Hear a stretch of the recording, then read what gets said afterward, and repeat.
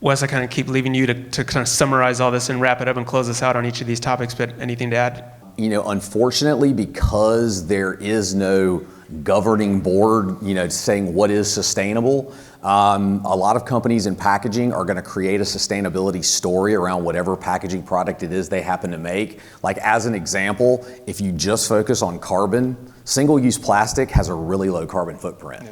But does that mean it's the right choice? One thing I talk about a lot is all of the packaging on the entire planet only makes up about 1% of our global carbon emissions. So we're not going to save the planet by choosing plastic over paper, from climate change. I mean, those are energy decisions. That is getting off of fossil fuels. But we can have a huge impact on plastic pollution by making these shifts. So again, the challenges for us have been breaking through a lot of the greenwashing and, collectively. One of the things about Atlantic is we are in the middle of the supply chain. We don't manufacture a lot of packaging, we distribute packaging. So we have the ability to be relatively impartial. And so we made a strategic decision that we have a responsibility as a company in the supply chain to help companies transition to a more sustainable future. And the first thing we have to do is analyze all these different packaging products and determine what we believe to be the most sustainable based on the technology that's available to us today. And we get a lot of pushback, especially from the plastics industry. And there are areas of the supply chain where I think plastic packaging makes sense, especially between businesses where we can create closed loops and recycle plastic.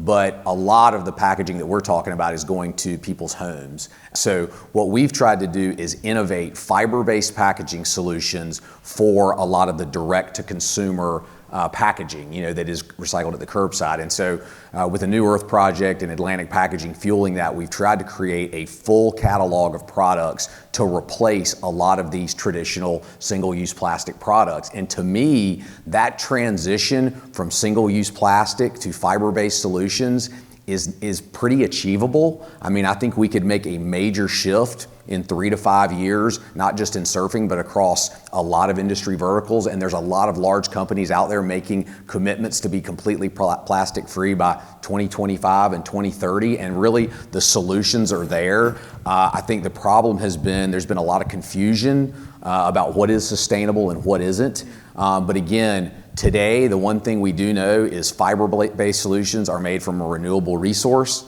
They're curbside recyclable, and if they do end up in the environment, they typically break down in less than 3 months. And that checks a lot of boxes for me. So at least right now, those are the solutions that we're focused on. And as technology changes and evolves, that may change. But today, fiber-based solutions, I believe, are the direction that we should all be going in. And there are a wide variety of really innovative products that have come to market that are available for brands.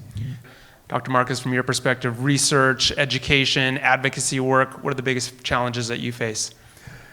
Well, I wanted to go to fiber-based packaging. I think you're spot on that that's the direction things need to go. Because what I study is looking at, where's the harm in plastics?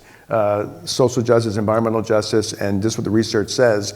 It's coming from single-use plastics, coming from fishing gear, and increasingly from microfibers from textiles. So that's where the harm is, addressing those directly. If someone said, a magical wand, what are you going to hit first? It's where the demonstrated harm is. So going to natural materials, and often the life cycle assessments, I'm sure you've heard people will say, oh, paper or plastic, but paper has a much greater carbon footprint. If you look at those life cycle assessments in its totality, almost all those LCAs, they're missing, what is the post-consumer harm of plastics? It's hard to document how many living things are injured by plastic waste drifting our oceans or blowing across deserts.